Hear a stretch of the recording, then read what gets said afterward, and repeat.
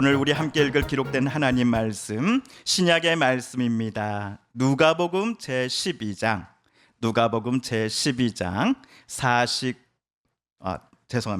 누가복음 13장입니다. 죄송합니다. 누가복음 제13장 10에서 17절까지의 말씀입니다. 신약 성경 117쪽경에 있습니다. 누가복음 제13장 10에서 17절까지의 말씀 오늘 우리 함께 읽고 묵상합니다.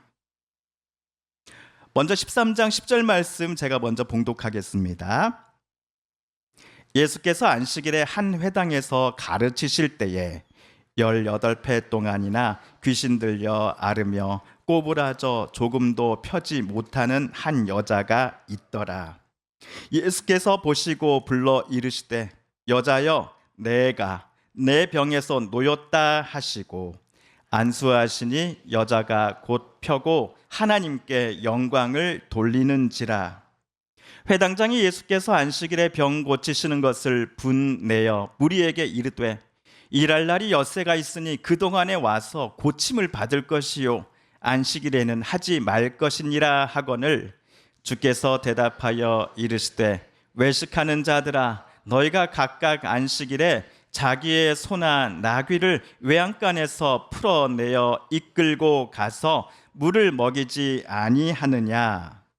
그러면 18회 동안 사탄에게 매임바 된 이 아브라함의 딸을 안식일에 이 매임에서 푸는 것이 합당하지 아니하냐.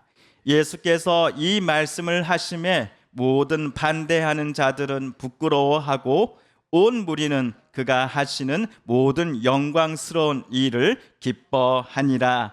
아멘.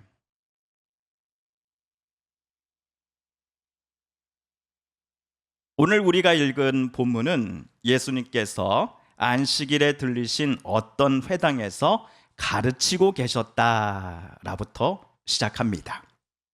회당은 오늘날의 교회라고 보시면 되겠습니다. 예수께서 오늘 말씀을 전하신 회당이 정확히 어디에 있는 무슨 회당인지를 우리는 알 수 없습니다. 다만 오늘 본문을 통해 우리가 상상해 볼 수 있는 두 가지 정보가 있습니다. 첫째, 예수님은 이 회당에 잠시 들리신 손님이요.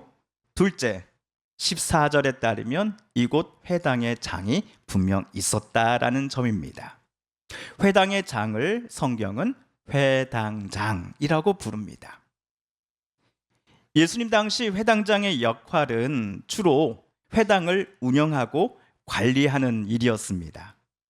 회당 건물을 관리하고 예배 순서 중 성경 낭독자와 기도 인도자를 지정하는 일을 그가 맡았습니다. 또한 회당장들은 자기네 회당 안에서 예배 질서와 율법 규정을 총 감독하는 사람이었습니다. 설교와 가르침은 회당의 초청을 받은 랍비 또는 말씀과 율법 해석에 있어서 당시에 존경받는 인물이 행하곤 했습니다. 간혹 회당에 앉아있는 사람들 중에 학식이 있는 인물이 즉석으로 일어나 그 시간을 진행할 수도 있었습니다. 그러므로 오늘 예수님이 안식일을 맞아 회당에 모인 사람들에게 말씀을 가르치셨다라는 점에서 당시 사람들에게 그리고 회당장에게 예수님은 랍비 또는 선생님으로서 알려져 있었던 분이었구나라고 우리는 추정해 볼 수 있을 것입니다. 만일 회당장의 초청 또는 허락이 없었다면 오늘 회당에서 예수님은 오늘처럼 말씀을 가르치실 수 없었을 겁니다. 참고로 예수님께서 회당에서 말씀을 가르치시는 장면은 오늘이 처음은 아닙니다. 누가복음에서만 총 4번이나 기록되어 있습니다. 그런데 오늘 본문을 끝으로 예수님께서 회당에서 말씀을 가르치셨다는 기록은 더 이상 누가복음에서 나오지 않습니다. 예수님께서 예루살렘을 향해 점점 가까이 가면 갈수록 예수님을 향한 유대교 종교 지도자들의 시기와 비난 그리고 예수님을 잡아 죽이려고 하는 그 살기와 악의가 함께 커져가고 있었기 때문일 것입니다. 그런데 제 세 번째 그리고 제 네 번째 예수님의 회당 방문에서 공통점이 하나 있습니다. 그것은 제 세 번째나 제 네 번째 회당 방문 사건 둘 다 예수님께서 회당에 찾아온 누군가를 안식일에 고쳐주셨다는 사실입니다. 안식일에 누군가를 고쳐주신 사건은 큰 문제가 아닐 수 없습니다. 설상가상으로 회당에 모인 수많은 사람들이 자신들의 눈으로 직접 예수께서 누군가를 고쳐주신 장면을 목격했겠지요. 여기에는 회당의 총 책임자인 회당장도 빠질 수 없을 겁니다. 안식일에 예수님께서 행하신 기적을 아무리 숨긴다고 하더라도 결국엔 유대교 종교 지도자들과 그들의 최고 수장인 대제사장에게까지 소식이 전해질 수밖에 없었기 때문입니다. 대제사장과 유대교 종교인들은 안식일 규정을 이렇게 해석합니다. 안식일에는 어떠한 일도 해서는 안 된다. 지금도 이스라엘 땅에 거주한 유대인들은 안식일을 철저히 지킵니다. 금요일 해질 무렵부터 다음날 토요일 해질 무렵까지 버스와 기차가 멈춘다고 합니다. 상점과 식당이 문을 닫습니다. 유대교 정통파들이 주로 거주하는 지역에서 안식일에 자동차를 몰고 들어갔다가 돌에 맞는 경우도 있었다고 합니다. 그나마 텔아비브와 같은 세속적인 도시에서는 안식일에도 카페와 식당이 여는 것을 볼 수 있고 교통편도 제한적이나마 운영되고 있습니다. 이처럼 현재 2025년도에도 이스라엘 땅에 사는 사람들은 안식일 규정을 준수할 것을 요구받습니다. 자, 그렇다면 지금으로부터 약 2000년 전인 주 1세기 중반 예수님과 그 당시 사람들은 안식일법을 지금보다도 몇 배나 더 훨씬 엄격하게 지킬 것을 요청받지 않았겠습니까? 안식일법과 관련하여 예수님 당시 유대교 종교 지도자들은 절대로 예외 사항을 인정하지 않았을 것입니다. 안식일법을 해석하고 적용하는 데 있어서 보수적인 입장을 오늘 안식일을 맞아 예수님을 자기 회당에 초대하여 말씀과 가르침을 좀 해달라고 부탁했던 회당장도 같은 입장을 지지했습니다. 모든 회당의 총 책임자인 회당장들은 누구나 자신이 회당 안에서 일어나는 율법과 관련한 논쟁이 있어서 합법적인 해석을 내려주는 최종 권위자라는 이 자부심을 갖고 있는 사람들이었습니다. 그런데 율법 해석에 있어서 회당장이 가진 권위에도 아랑곳하지 않는 사람이 오늘 본문에 나오지요. 그 사람이 바로 예수님입니다. 도대체 오늘 이 회당에서 무슨 일이 벌어졌기에 회당장은 수많은 사람들이 보는 자리에서 자기가 초대한 손님인 예수님을 맹비난했을까요? 먼저 우리 11절과 12절을 우리 세번역 성경으로 다시 한번 함께 읽어보겠습니다. 시작. 그런데 거기에 18회 동안이나 병마에 시달리고 있는 여자가 있었는데 그는 허리가 굽어 있어서 몸을 조금도 펼 수 없었다. 예수께서는 이 여자를 보시고 가까이 불러서 말씀하시기를 여자야 너는 병에서 풀려났다 하시고. 아멘. 오늘 회당에 모인 사람들은 예수님의 가르침에 귀를 쫑긋하고 듣고 있었습니다. 이들 중에서 오늘 특별히 예수님의 시선이 자주 멈추었던 한 여인이 있었습니다. 그는 18회 전부터 허리가 굽은 채로 몸을 조금도 펼 수 없는 상태로 여태까지 지내왔습니다. 이 상태가 태어날 때부터 시작된 것은 아닌 것으로 보입니다. 주석가들은 이 여인이 현대 용어로 의학 용어로 강직성 척추염이라는 질환을 갖고 있었던 것으로 추정을 합니다. 강직성 척추염은 척추와 관절에 염증이 생겨 그 주변이 뻣뻣해지고 주변이 아프게 되는 만성 질환입니다. 주로 허리, 엉덩이, 척추가 영향을 받습니다. 다행히도 현대 의학 기술이 발전하여서 꾸준히 운동과 병원 치료를 받고 관리를 잘하면 위 증상들은 많이 줄어든다고 합니다. 그러나 지금으로부터 2000년 전 예수님 당시에 강직성 척추염을 앓고 있었던 여인이 엑스레이나 MRI 검사를 통해 정확한 진단을 받을 수 있었을까요? 불가능했을 겁니다.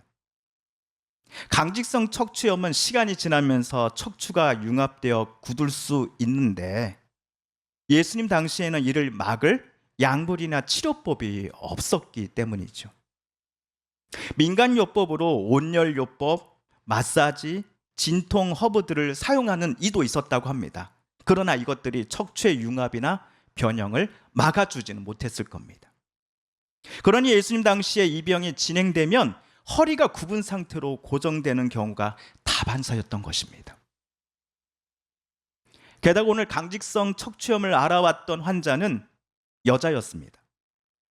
여자 환자는 주 1세기 팔레스틴 땅에서 남자 환자에 비해 의료 서비스를 받을 수 있는 기회가 매우 적었습니다. 설령 받을 수 있는 가정 환경에서 태어났다고 하더라도 치료의 시간이 한두 해도 아니고 무려 몇 회입니까? 18회 동안이나 되었으니 현재 그녀는 경제적으로도 상당한 부담을 또 안고 있었을 것입니다. 그런데 이 강직성 척추염을 앓고 있었던 여인에게 경제적 부담보다도 오늘 이 여인의 몸과 마음을 가장 힘들게 만드는 것은 따로 있었습니다. 이 여인이 18회 동안이나 같은 질환을 가진 채 살아가는 이유를 사람들은 그녀가 귀신이 들려서라고 간주했기 때문이었습니다. 다른 말로 하면 여호와 하나님께 그녀는 버림받아서 또는 여호와 하나님께서 그녀에게 질병을 내릴 만한 악행을 그녀가 언젠가 행했기 때문에 라고 주변의 사람들은 생각해왔던 것입니다. 이 여인은 어느 안식일 때처럼 오늘 또 조용히 회당을 찾아왔다가 조용히 귀가하고자 했을 겁니다. 그녀는 18년 동안 회당에서 어느 누구와도 말을 나누지 않았을 것입니다. 유대인이었기에 안식일에 회당을 찾아가야 한다라고 하는 의무사항만 없다고 한다면 그녀는 집 밖으로 단 한 발자국도 나가고 싶지 않았을 것입니다. 사람들의 시선이 두려웠기 때문입니다. 지난 18회 동안 매주 토요일 아침 회당에서 랍비의 안식일 설교와 말씀 가르침을 들어왔지만 그녀는 별다른 기대감이 없었습니다. 여태까지 보아왔던 랍비들 중에는 그녀가 갖고 있는 지금 아픔에 공감을 보인 이가 단 한 명도 없었기 때문일 것입니다. 그래서 오늘 회당에 초대받아 온 예수님도 별반 다를 거 없다라는 마음으로 그녀는 회당에 앉아서 그의 이야기를 듣고 있었겠지요. 그런데 끝날 시간이 다 되지 않았는데 회당 설교가 중간에 갑자기 멈춰버리는 겁니다. 거기에 모인 사람들은 어리둥절했습니다. 그녀도 무슨 일인가 하고 힘겹게 고개를 들어 오늘 회당 설교를 맡은 예수님이 앉아있는 쪽을 쳐다보았을 것입니다. 바로 이때 예수님과 그녀의 눈길이 마주친 순간 예수님은 그녀를 가리키며 앞으로 나오라고 말씀하십니다. 예수께서 회당 설교를 중간에 갑자기 멈춘 이유가 바로 이 여인 때문이었습니다. 그는 18회 동안 굽은 허리 때문에 정면보다는 땅 아래를 볼 때가 더 많았을 것입니다. 하지만 예수께서 자기를 앞으로 부르시자 무겁고 딱딱해진 허리를 끌어안고서 그녀는 예수님을 바라보며 앞으로 조심스레 나아갔을 겁니다. 그녀가 지나가는 길 좌우에서는 사람들의 수군거림이 분명 있었겠지요. 그녀도 도대체 오늘 안식일 설교를 하던 랍비께서 갑자기 왜 자기를 부르는지에 대해서 본인도 영문을 알지 못한 채 그저 예수님 쪽으로 힘겹게 나아갔을 겁니다.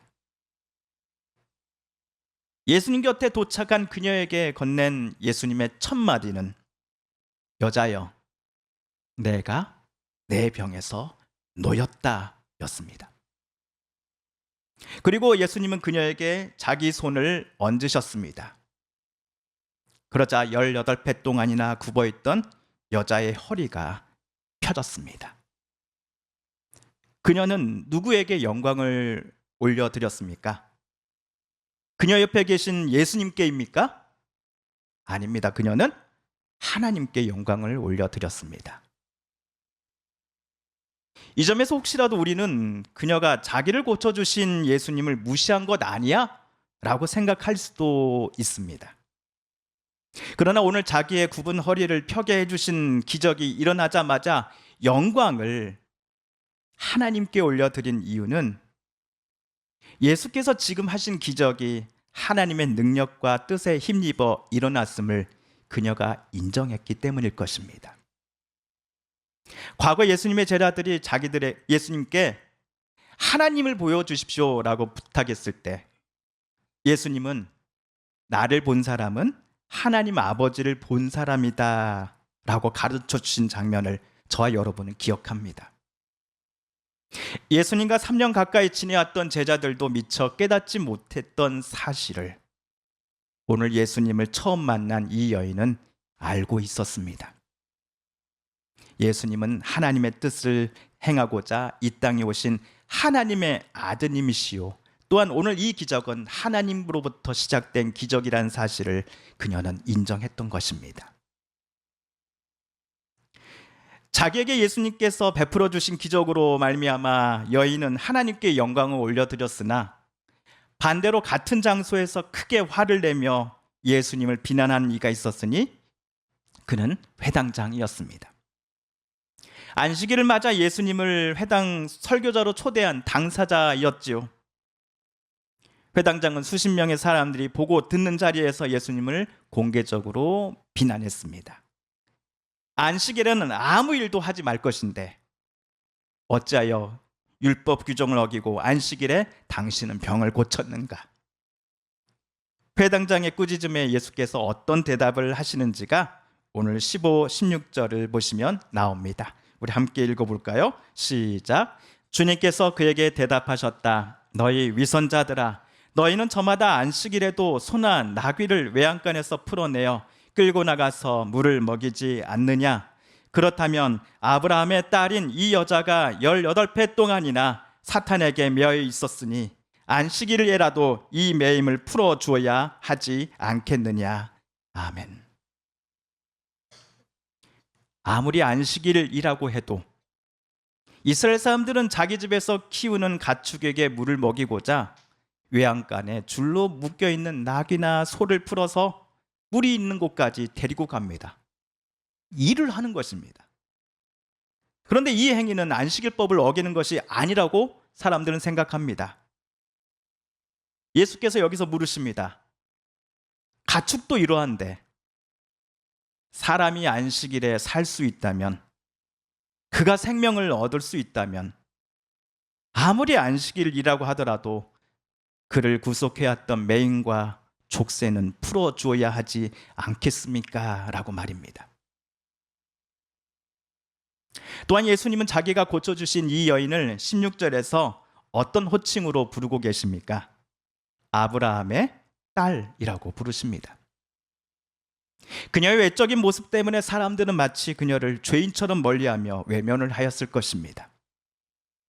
그러나 오늘 예수님은 그녀가 병으로 얼마나 고생했는지, 어떤 병에 걸렸는지에 상관없이 하나님 보시기에 그녀는 언제나 하나님께 존귀하고 소중한 존재이다라는 것을 아브라함의 딸이라는 호칭을 통해 회당장과 거기에 모인 사람들에게 알려주셨습니다. 그녀가 18배 동안이나 병으로 고생한 이유가 너무나 큰 죄를 저질러서가 절대로 아니다라고 예수님 말씀하십니다. 다만 질병이나 질환 등으로 사람이 고생함을 예수님은 사탄에게 매인바 되었다라고 그 당시 사람들이 알아들을 만한 표현으로 설명하셨던 것이죠. 그러나 여인을 구속시켰던 족쇄들을 풀어주신 이는 하나님 아버지이심을 예수님은 분명히 선포하셨습니다. 여인을 큰 아픔과 절망으로 또한 사회적으로 배제되고 소외당하도록 만들었던 질병으로부터 자유케 하신 이가 바로 하나님의 아버지시다라고 예수님 말씀해 주십니다. 이런 하나님의 마음과 뜻을 가지고 하나님의 아드님이신 예수님은 그녀의 메인발을 오늘 풀어 주셨던 것입니다. 하나님의 아드님이신 예수님은 왜 굳이 안식일에 질병과 질환에 매여 있던 그녀를 고쳐주시고 자유케 해 주셨을까요? 안식일의 무게중심은 해당장이 주장하는 것처럼 그날에 아무것도 안 하는 것에 있음이 아니라 하나님께서 주신 참된 쉼과 평안함을 우리가 온종일 누리는 것에 놓여져 있어야 함을 사람들이 깨닫기를 예수님은 원하셨기 때문일 것입니다.